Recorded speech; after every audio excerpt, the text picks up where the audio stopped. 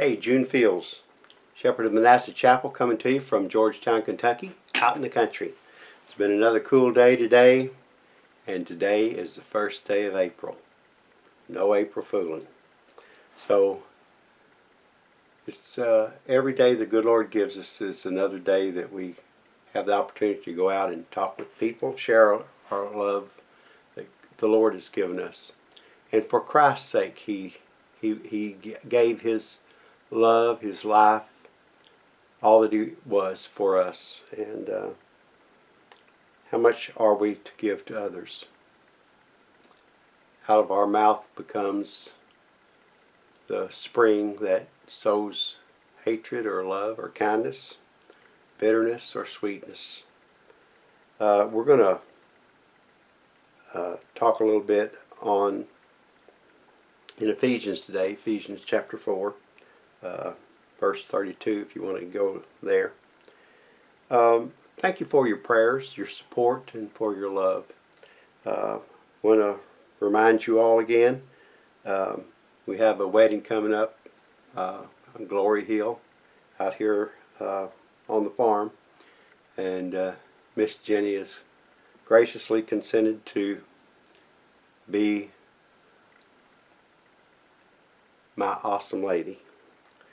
And the awesome lady that she is. Now, so much thank God for her. So when you meet her, if you don't know her, when you meet her, you'll see.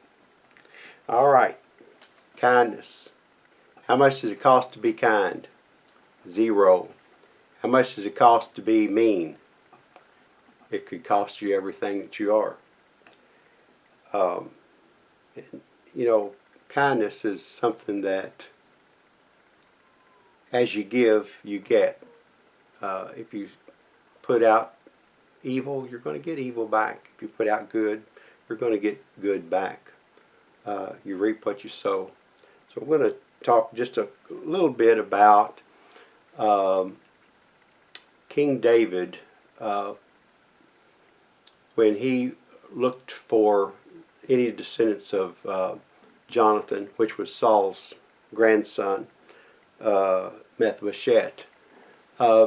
He searched the whole kingdom and found Mephibosheth, which was Jonathan's son.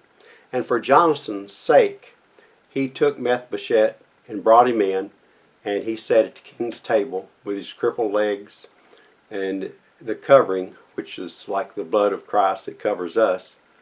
That covering covered those crippled legs, and he was as one of the king's sons. And Jonathan was honored by David to do so. He honored his loyalty and pledge to Jonathan. King David brought Mephibosheth in. He was dirty, nasty, he stank, but he brought him in and cleaned him up for Jonathan's sake. David did that. And I want to read to you a little bit here in 32. And just meditate on these things, think on these things, what is good. And as you go through this journey called life and talking with people and meet people every day and sow the seed of kindness and love. Okay, 32. Ephesians 4:32. And be ye kind one to another, tender-hearted, forgiving one another, even as God for Christ's sake hath forgiven you. He's already forgiven you for Christ's sake. And when was that? When was it decided that Christ would come to this world? Before the foundation of this world even began. Hard to imagine, isn't it? But think on those things when we think about how that God, for Christ's sake, has forgiven us already. And those things, those grudges that we hold against others, and those things that we are angry and mad about. Somebody ran over my Dominator rooster 20 years ago, and I'm still mad. I'm still mad. Forgive. Forgive and let God have His way in your hearts. And it's hard sometimes, isn't it?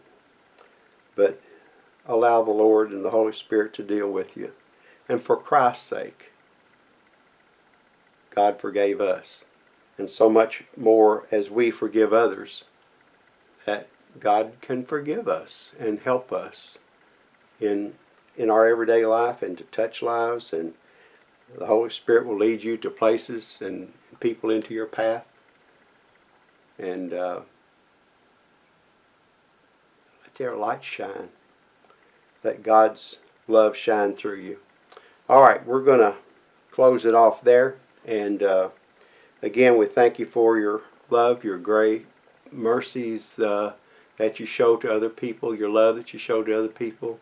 We thank you for your kindness, your offering, and for being a part of this ministry. June Field, Shepherd of Manasseh Chapel, coming to you from Georgetown, Kentucky, out in the country. April the 1st, 2022. It's cold, but the sun still shines. God bless. I love you.